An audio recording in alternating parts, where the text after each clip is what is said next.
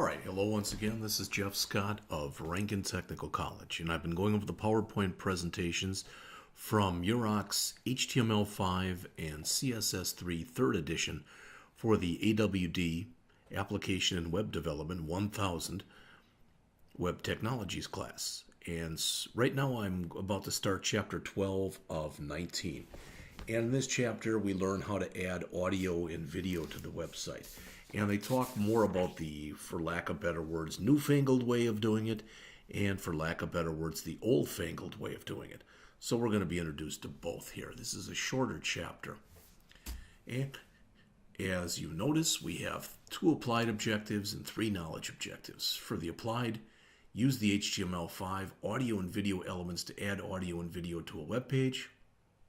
Use the object and param elements to, or embed elements along with audio and video elements to fall back to Flash and older browsers that don't support the audio and video elements.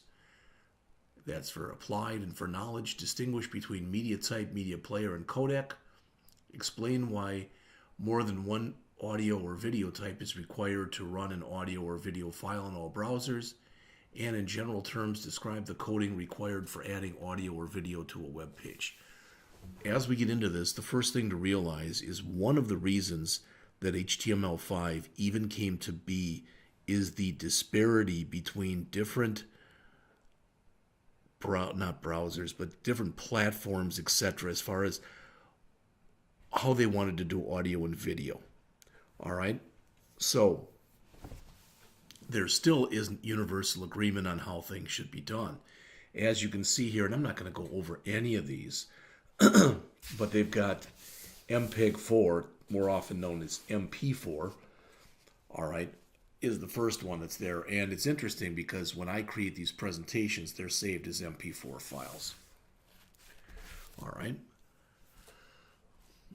Kind of the player to watch here is OGG.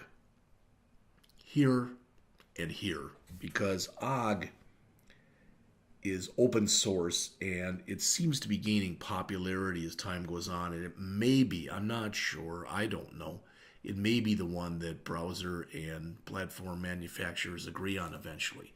So here's some of the audio types, and they talk here about a media type is basically, as they say, it's a container for several components, including an encoded video track, one or more encoded audio tracks, and metadata.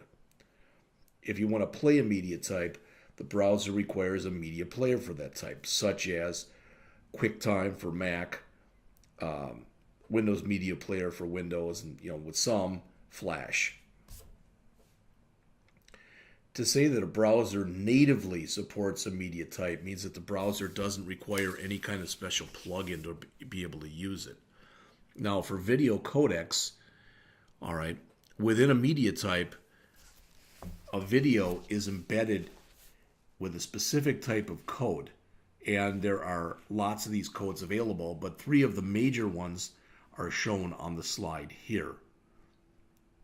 H.264 is usually mentioned in the same breath as MPEG, all right, since it was developed by MPEG in 1993.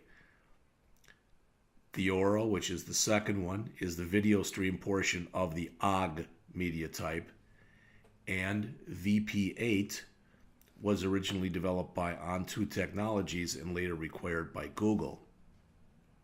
All right, so when a media player plays one of these media types, it has to do the 5 tasks that are summarized in the figure. Do they show them here? There we go.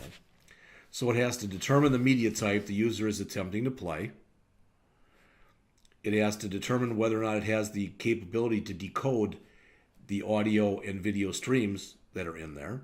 Then if it does, it decodes the video and displays it on screen, decodes the audio and sends it to the speakers, and interprets any metadata, making it available.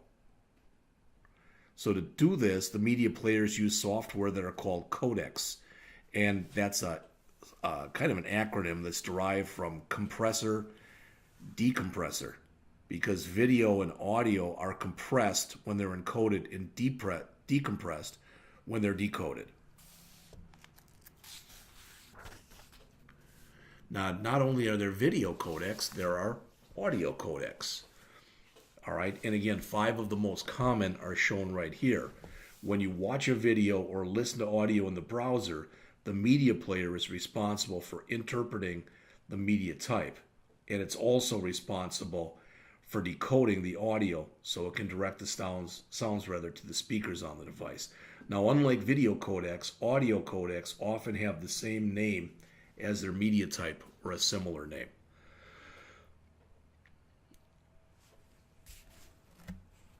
So as we see here, we've got AAC, which is one of the most common media types, and it's also the encoding standard for the media type. It's currently used on all Apple products as well as on YouTube, so you know it's going to be popular, and there's other places that use it as well. Then there's FLAC, which is free lossless audio codec. It's free and open source, which would make it popular. MP3, which is still one of the most widely used media types for audio. Vorbis, which is typically packaged within the .ogg extension and commonly referred to as OGG Vorbis. And WMA, which is Windows Media Audio, usually found with a .wma extension, and it's typically used with Windows, as you'd guess. Now, audio support in current browsers, again, when you look at this, wow, there's not one in here that's supported by everything other than MP3. And MP3, even with that, it's version 9 and above. Again, as you can see in here, the most common audio types are OGG Vorbis, MP3, and AAC. The most common video types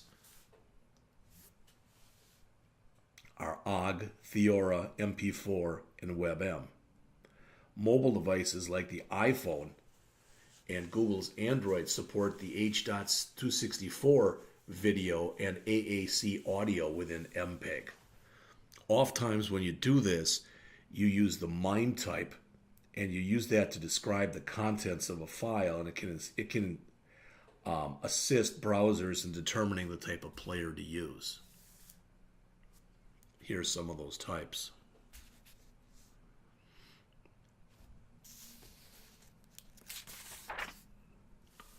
All right, next they go into how to encode media. To encode audio and video files in the formats you need, you can use one of the many coders available.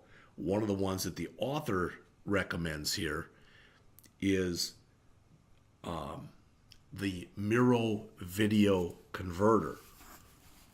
It's a free product, and to use it, you just drag the media type you'd like to convert into the file pane. Select the media type and the codec that you'd like to target from the drop-down menu and click the Convert button. All right, so there's a lot of, it's not seamless, but it's fairly easy to use. This converter supports mobile devices, including iPhone, Android, and PSP as well. All right. So, how to add audio and video to a web page. Okay, in the figure here, it shows you how you can use the object element to embed a media type in a web page. Now, for years, this element was the standard element for doing just that. When you use the object element, you could include one or more param elements to provide values to the media player that's being used. All right, sorry.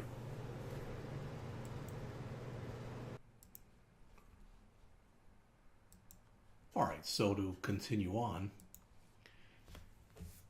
as it says there, the object tag embeds a media file into a web page where the param provides parameters, kind of like attributes, to the media player that's used to open the file. When you use the object element, you can control the appearance and operation of the media player. If you don't specify the MIME type for a file, the file is opened with the browser's default media player. Because different players accept different parameters, you typically specify the parameters for all the players you want to provide for. And if the player doesn't support that parameter, it'll just ignore it. If you don't want to display the interface for a media player, you can omit the width and height, or just set them to 0. Some browsers require a param element that specifies the URL of the file, even if the file is identified in the object element. The object element is very rarely used today because of the video and audio elements that are available in HTML5.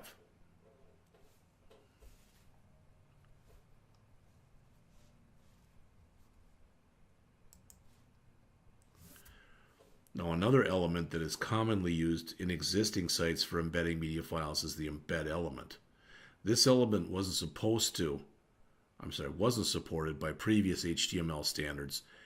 It was supported by all major browsers, and it's now supported by HTML5. When you use the embed element, you code all the parameters as attributes, not as param elements. Although the embed element, again, was not part of the HTML4 spec, it is HTML5 supported. And oftentimes an embed element is easier to code and works better than a comparable object element. Sometimes it's just a matter of taste, for lack of better words.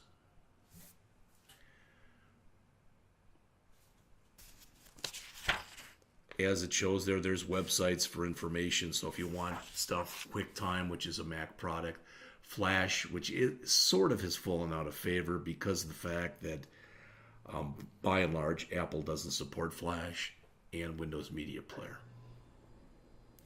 Here are some common attributes for the audio and video elements that are a part of HTML5.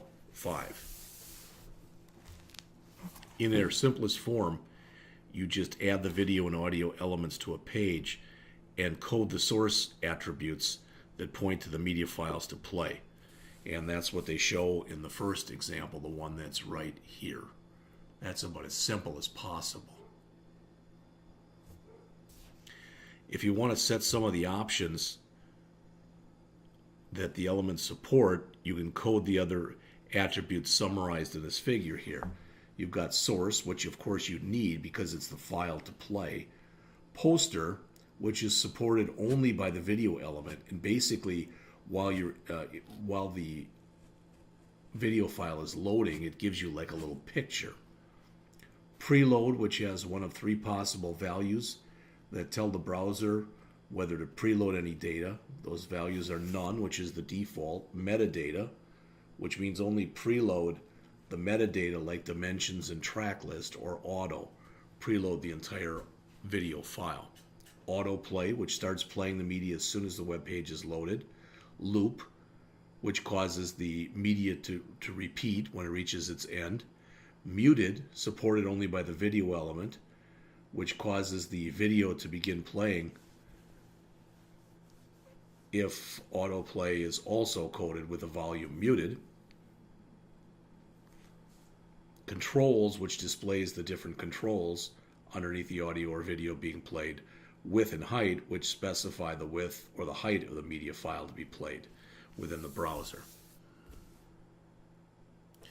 These are the attributes for the source element. They are source, which again is the URL to play, and type, which is the optional MIME type. So these video and audio elements play the various types of media natively within the browser. To play a video on any modern browser, really all that's needed is a source attribute that refers to an MP4 file. Now next, they call it a fallback for Flash compatibility. But the big thing here on this, and the reason that this is important, is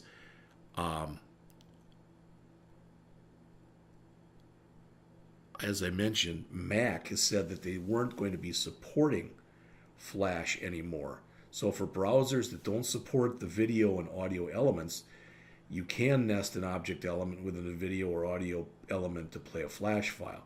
This also works for browsers that don't support any of the media types listed. If you prefer, you can use an embed element instead of an object to fall back to Flash. All right. The chapter ends by showing you a web page that has both audio and video in it. There'll be the audio for the sound, and there's the video. The HTML is shown on page 451.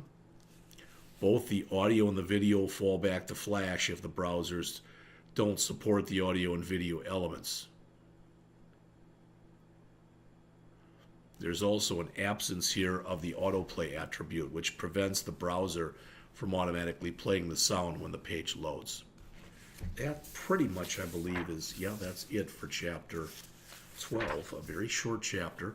Next, we'll go into Chapter 13, which isn't a real long chapter either.